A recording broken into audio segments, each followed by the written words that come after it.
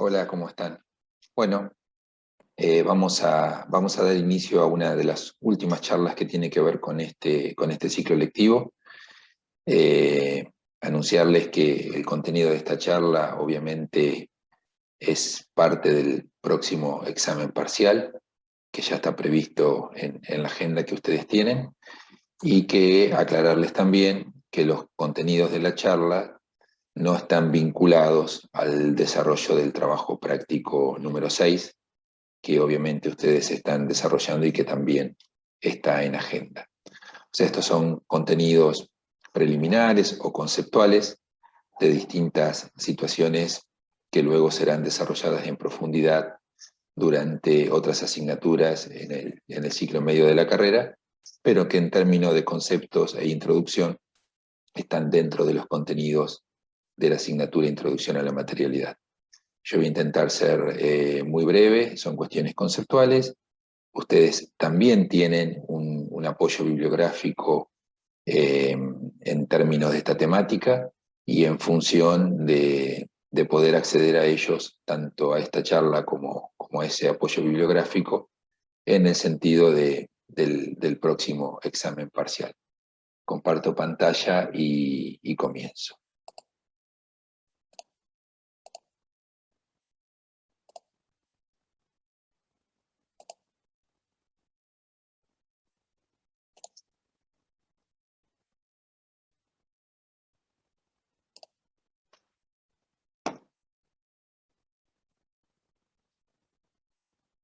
Bien, empecé con una diapo mal pegada.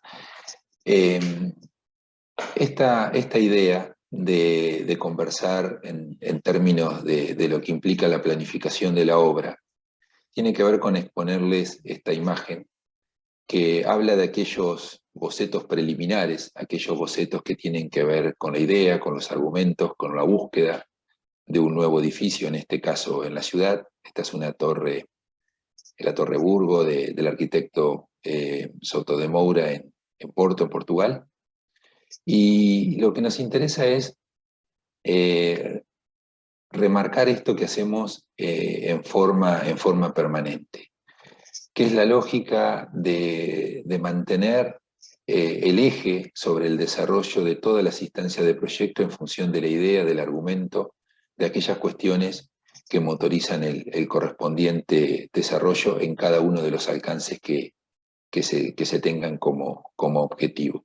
Aquí verán una imagen muy preliminar y una imagen que intentó de alguna manera en la propia perspectiva eh, tomar esa misma posición, pero efectivamente con la obra realizada. Y esa situación de mantener la continuidad y buscar siempre, en base al argumento principal, las distintas definiciones que tiene un proyecto, nos van acercando en términos literales con las imágenes a las definiciones que hagan posible esa primera ideación. Y a medida que nos vamos aproximando a la obra y mirándola más en cada una de las partes, y que cada una de las partes obviamente es componente de un todo, vamos teniendo definición y podemos apreciar las características del material, las dimensiones del material, el posible sistema productivo en el cual se desarrolla ese material, y empezamos a poder entender que para que todo eso sea posible y se pueda llegar a estas etapas, obviamente se requiere de una correspondiente planificación y de una correspondiente ejecución entre lo que se proyecta y lo que efectivamente se puede materializar. Y llegando a las distintas instancias de detalle, en donde esa producción, que antes de obviamente llegar al proceso de producción real, la propia maqueta de alguna manera también termina siendo ejemplificadora o exponiendo esa idea como instrumento de verificación, en donde cada una de las partes tiene que empezar a ser definida en respuesta a ese todo que les mencionaba anteriormente. Y esta imagen expone parte de esos elementos, de esos materiales que hacen posible que luego se puedan ejecutar participando cada uno como elemento o como componente de un subsistema y que los distintos subsistemas puedan incorporarse a un sistema mayor. Y para que esta situación pueda darse, esa planificación de la obra requiere la definición de cada una de las partes. ¿Cuál es el sistema productivo de ese material? ¿Cuál es la medida? ¿Cuál es el peso? ¿A dónde se lo produce? ¿Se lo produce en el lugar? ¿Se lo produce en fábrica? ¿Cómo se lo traslada? ¿Cuál es la manera de acopio? Todas preguntas que nos hacemos en términos de que estamos pensando un edificio, estamos teniendo una respuesta espacial, estamos teniendo una propuesta para la ciudad, pero llega unas determinadas etapas en las que tenemos que definir cada una de estas situaciones en el marco de ese objetivo general que estamos persiguiendo. Y para que esa planificación sea posible, tenemos que entender también que probablemente como arquitectos o como arquitectas, aquel proyecto que en algún momento se pueda materializar no necesariamente va a contar con cada uno de nosotros en todas las instancias de desarrollo.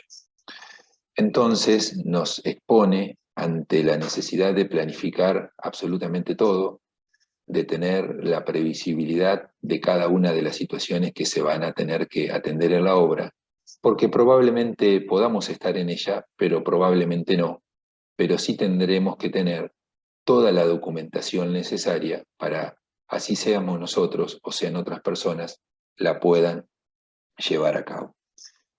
Ustedes dicen, ¿y esta imagen qué tiene que ver? Bueno, quien está a la derecha es justamente Soto de Moura, y quien está a la izquierda trabajando sobre su escultura es justamente un escultor, que la diferencia que hace con el arquitecto es que es el ideador de su obra, pero también es quien la materializa, quien la desarrolla, y es prácticamente la única persona que está interviniendo sobre la misma. La diferencia con Soto de Moura, o con cualquier otro arquitecto o arquitecta, tiene que ver de construir todas las instancias necesarias que se deben contemplar, desde las escalas de las ideas, como vemos en este primer paso, hasta el desarrollo de una obra, con todas las instancias que se deben cumplimentar. Estas situaciones, ustedes probablemente aún les resulten ajenas, pero algunas de ellas empiezan a tener algún grado de similitud con las definiciones que van tomando, no solamente en nuestro taller, sino en el abordaje en los talleres de arquitectura. Seguramente han empezado a trabajar con ideas preliminares que se basan en cuestiones que tienen que ver con el vínculo con lo social, con lo cultural, con lo semántico, con la función a la que deben dar una respuesta, con cuestiones tectónicas y con cuestiones también tecnológicas e inclusive de lenguaje involucrado en esta cuestión de tecnología y tectónicas. Para que luego, a partir de esas ideas, ya entremos en la lógica de los distintos subsistemas. Esos subsistemas a partir de empezar a definir un anteproyecto. Y en este proyecto ya hay varias de las situaciones que nosotros de alguna manera hemos abordado en Introducción a la Materialidad. Podremos tener, obviamente, cuestiones funcionales, como decíamos recién, la preponderancia, que significa la relación espacial en términos de arquitectura, un orden o un criterio geométrico, situación que también hemos abordado, como también los distintos subsistemas y sistemas constructivos en los cuales probablemente hayamos hecho mayor hincapié. Empezar a definir cuáles son las estructuras que tienen respuestas a este proyecto, cuál es la lógica con respecto a sus herramientas, cómo esos materiales se vinculan con esos herramientas o cómo esos materiales también son parte de las estructuras. Algunas cuestiones de instalaciones que obviamente se empiezan a involucrar porque las instalaciones no son aquellas situaciones que luego se adosan cuando el proyecto está terminado, sino que muchas veces son herramientas o de alguna manera alineamientos en términos de definir cuestiones de proyecto. Ustedes en simultáneo a esta charla también tendrán en simultáneo en el tiempo una charla específica sobre instalaciones, que también es parte del parcial. Para luego llegar a una precisión de esos subsistemas. Y la precisión de esos subsistemas tiene que ver con la definición de un proyecto. Un proyecto en donde las cuestiones que antes no estaban totalmente definidas ya tienen que encontrarse con una determinada precisión. Precisión estructural, pero precisión en términos de instalaciones, de carpinterías, de muros, de terminaciones, de memoria técnica, de cálculos, de los detalles constructivos e inclusive algunas de estas lógicas en las que ustedes se introducen por primera vez en estos días a trabajar en escala 1 en 25, que pone en evidencia la resolución de las partes con mucho mayor precisión. Pero también de los pliegos, las reglamentaciones y las convenciones de representación en términos de cómo me expreso a través de una documentación para que otra persona pueda leer esa misma documentación, pueda entender, pueda interpretar de qué se trata lo que estoy exponiendo como representación para poder utilizarla.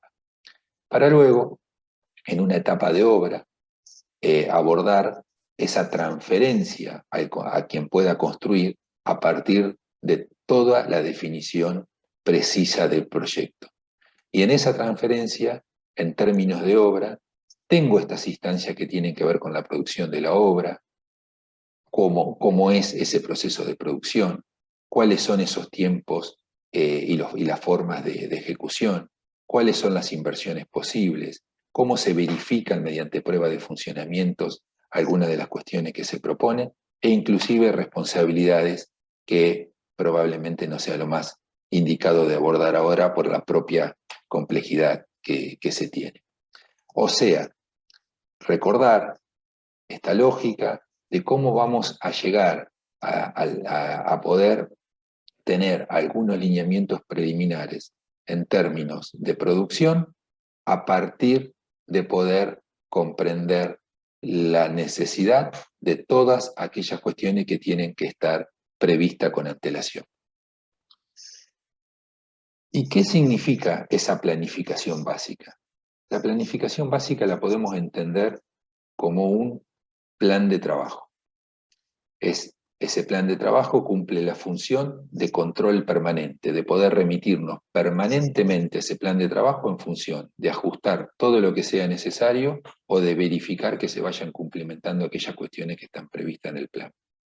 Ese plan de trabajo tiene que contar con un programa de actividades, obviamente, que tiene 3 preguntas a resolver o 3 estrategias a desarrollar. ¿Qué hacer? Es la definición de los rubros que intervienen. ¿Cuándo se hace cada una de las definiciones anteriores? Obviamente en relación a los tiempos de cada uno, a la interacción que se tiene que tener con esos tiempos y obviamente con qué recursos puedo contar para ese programa de actividades. Recursos humanos en términos de personas, en términos de materiales, en términos de recursos técnicos, como obviamente en términos de recursos económicos o financieros. ¿Qué voy a tener que tener en ese programa de actividades? Obviamente un plan de avance. Ese plan de avance va a estar totalmente relacionado con el plan de trabajo.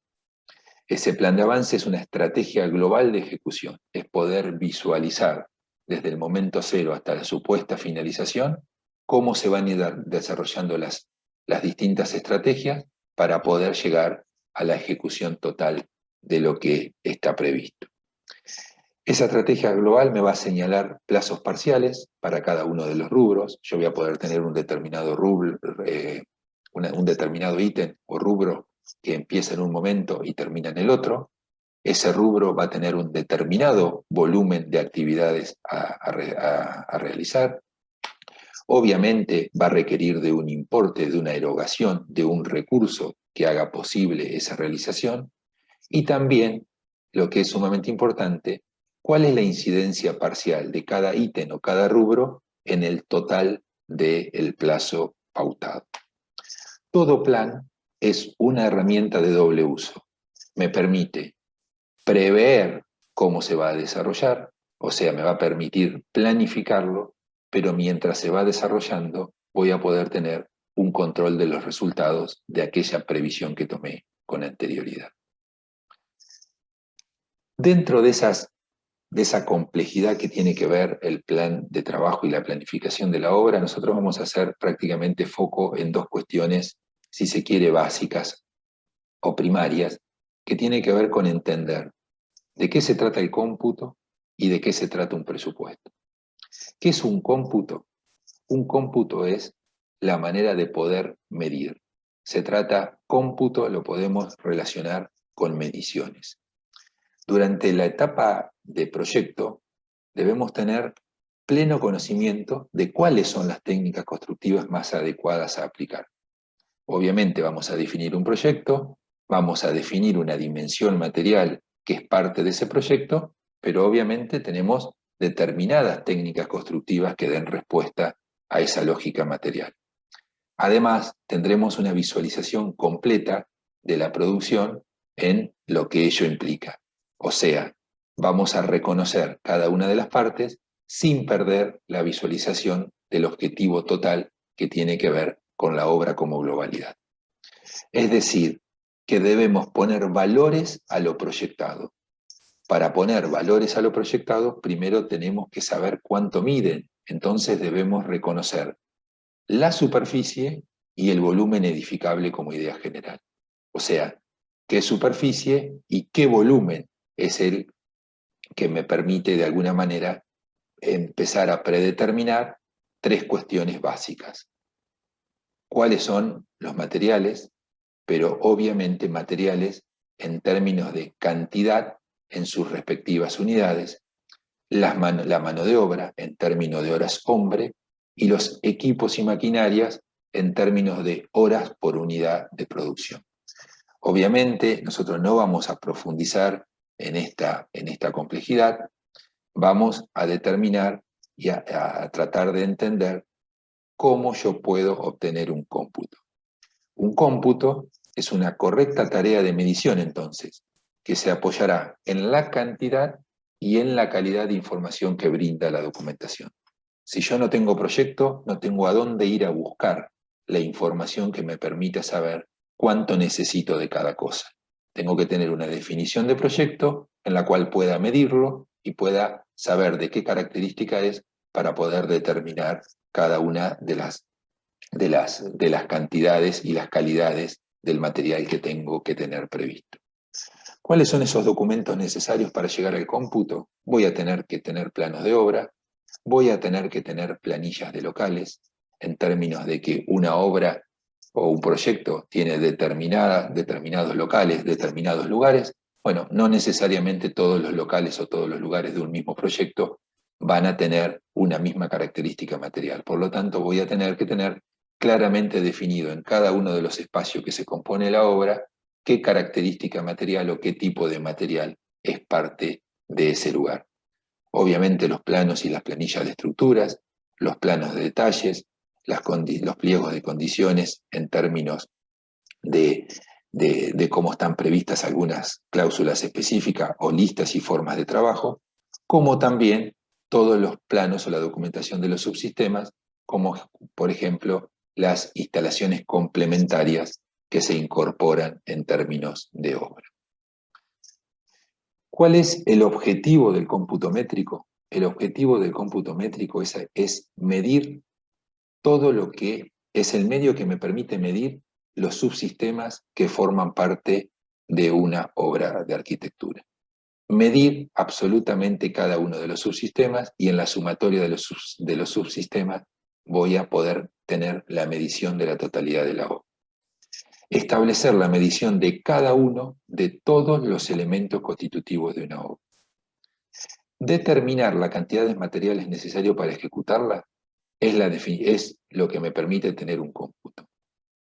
Para poder tener un presupuesto, necesito saber qué cantidad de materiales tengo para poder establecer el costo de cada uno de ellos, cada una de las partes y por ende el todo.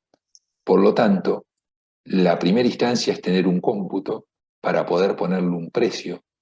Ese precio se denomina presupuesto, está de alguna manera condicionado a que puede ser no necesariamente definitivo, en función de imprevistos o determinadas cuestiones. Por eso la definición de que es un presupuesto y no es una cuestión fija e inalterable.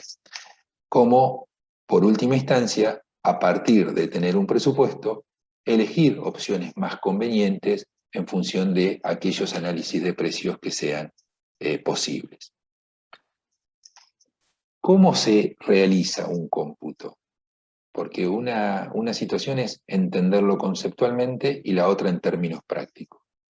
Nosotros vamos a hacer un pequeño ejercicio, muy rápido, en términos de entender que para saber cuánto me sale una determinada viga de fundación, en términos de metro cúbico como unidad de medida, por un metro, 1,4 metros cúbicos, antes que llegar a este resultado, tengo que entender de qué se trata la unidad, el metro cúbico de hormigón armado. ¿Y por qué metro cúbico?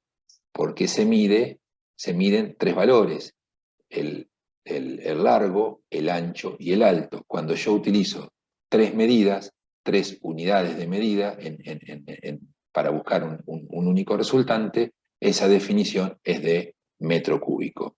Lado por alto. En ese sentido, el hormigón así lo entendemos, en términos de metro cúbico. Ahora, tengo que saber que para el hormigón, para el hormigón armado, voy a necesitar un determinado porcentaje de cemento, un determinado porcentaje de arena y un determinado porcentaje de piedra y de hierro. Por lo tanto, sé, y si no lo sé, acá lo tengo como información, por cada metro cúbico voy a tener 310 kilos de cemento, 0,7 metro cúbico de arena, 0,7 metro cúbico de piedra y 90 kilogramos de hierro. Cuando yo tengo determinado cuánto es un metro cúbico, luego voy a estas tres dimensiones de cuánto mide la viga de hormigón, de la viga de fundación de hormigón armado que necesito computar.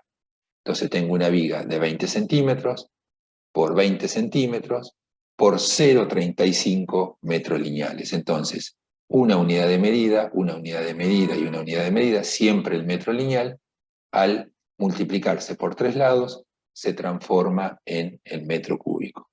Entonces, si a un metro cúbico necesitaba 310 kilos de cemento, para 1,4 metros cúbicos, es una regla de tres simples, necesito 434. Si para un metro cúbico de hormigón necesitaba aproximadamente 90 kilos de hierro, voy a necesitar para 1,4 metros cúbicos 126 kilos de hierro. Cuando hago la multiplicación de la cantidad de kilogramos de cemento por el valor unitario de kilo de cemento, voy a tener el subtotal y voy a tener el total. Por lo tanto, 1 metro cúbico de hormigón armado me salía este monto cuando lo medí en obra o en el proyecto en realidad, porque lo tengo que tener con antelación. Cuando en el proyecto mido esa viga de fundación, tengo predeterminado que necesito 1,4 metros cúbicos. Entonces, proporcionalmente, esta relación obviamente es un 40% mayor. Si vamos a la mampostería es exactamente lo mismo. Para saber qué costo tienen 48 metros cuadrados de mampostería, primero tengo que reconocer cómo se compone cada metro cuadrado de mampostería. Entonces se va a componer de 15 unidades de ladrillo, de X cantidad de cemento, de X cantidad de kilos de cal y de X cantidad de metros cúbicos de arena. Por lo tanto, este valor es el de 1 metro cuadrado de mampostería. ¿Y por qué no es 1 metro cúbico? Porque la medición es lado por lado. Entonces, cuando mido ancho por alto, me va a dar el metro cuadrado. Cuando tenía 15 unidades de ladrillos para 1 metro cuadrado, para 48 metros cuadrados voy a tener esa proporcionalidad que me da 720 ladrillos para construir 48 metros cuadrados de mampostería. Sabiendo el valor unitario de cada una de las partes, es la multiplicación entre la cantidad y el valor por cada una de las unidades, teniendo el subtotal para luego tener este total. La planificación y la programación de la obra me permite reconocer las técnicas de planificación a partir de ocuparnos de estructurar las tareas a realizar dentro del proyecto, definiendo la duración y el orden de ejecución de cada una de esas tareas, sabiendo cuánto va a durar una determinada tarea y en qué momento empieza una tarea y en qué momento comienza la otra. Mientras que las técnicas de programación tratan de ordenar las actividades de forma que se puedan identificar las relaciones temporales lógicas entre ellas, determinando el calendario o los instantes de tiempo en la que se debe, obviamente, realizar cada uno. Por lo tanto, la definición de planificar es la definición ordenada de los logros que se pretenden alcanzar en un periodo de tiempo. Los objetivos a perseguir se planifican y programar es el conjunto de instrucciones a ejecutar para lograr un resultado determinado. O sea, los objetivos se planifican en el tiempo y los recursos se programan. ¿Cómo puedo trasladar a un lenguaje gráfico ese esquema de qué cuestiones se programan en función de una organización general? En que tengo lo que generalmente denominamos o se denomina diagrama de Gantt, que ustedes lo tienen como complemento bibliográfico del taller en términos que se expone toda su conceptualización. Ese diagrama básicamente es un diagrama de doble entrada. ¿Por qué de doble entrada? Porque tiene este eje en donde tenemos el factor de tiempo, semana 1, semana 2, semana 3, o mes 1, o mes 2, o mes 3, o día 1, no importa, eso va a estar de acuerdo a la definición y la característica de la obra, pero básicamente una línea de tiempo, como en el sentido perpendicular, en la segunda entrada, una determinada actividad o un determinado rubro o un determinado ítem. Este diagrama es el que me permite pensar o planificar sabiendo la cantidad de materiales y el tiempo de ejecución de cada uno de los ítems, cuánto tiempo me ocupa esa determinada actividad y cuándo puedo empezar con una actividad, si puedo empezar con ella recién cuando termine la anterior o algunas actividades que se puedan superponer en el tiempo. Entonces, este plan es el que me permite ir verificando si se van cumpliendo los tiempos pautados o qué ajustes necesito hacer para poder tener una previsión e ir ajustando en forma permanente si es que fuera necesaria la planificación inicial. ¿Cómo se vincula esa planificación inicial con los recursos? Justamente con esta misma lógica de también ese cuadro de doble entrada, en donde vuelvo a tener en línea horizontal el factor del tiempo, apoyado en esta línea amarilla, y los recursos disponibles en función de haber computado, de haber medido y de haber planificado el desarrollo de la obra. A medida de que tengo los montos de la ejecución total de la obra a partir del presupuesto y la planificación en el tiempo de cada uno de los ítems, se me va conformando esta curva que va coincidiendo con el vínculo entre el eje horizontal y el eje perpendicular con la determinación de los costos parciales. En la culminación de la curva ascendente, coincidentemente con la finalización del plazo de obra, obviamente voy a encontrar el valor total que previamente fue predimensionado para ese desarrollo de la obra. Bueno, hasta aquí esta charla conceptual que básicamente, obviamente, necesitaba de una introducción en términos del por qué necesitamos comprender estos conceptos y recordarles que en términos de contenidos, en términos de examen parcial, nos vamos a centrar en poder entender esta conceptualización. ¿Qué significa planificar una obra? ¿Qué debo contemplar en la planificación de esa obra? ¿Qué instancias necesito tener resueltas para la posible planificación en términos de una obra? Y después haremos eje específicamente en cuál es la definición de cómputo en términos de cuál es su utilidad, como también algunos procedimientos en términos de cómo puedo llegar a un determinado presupuesto de alguno de los ítems, sabiendo que con la sumatoria de los ítems voy a obtener la globalidad, al menos aproximada, del valor de lo proyectado. Así que nada, esto es todo y nada, seguimos en contacto por los medios que hemos estado hasta ahora. Muchísimas gracias.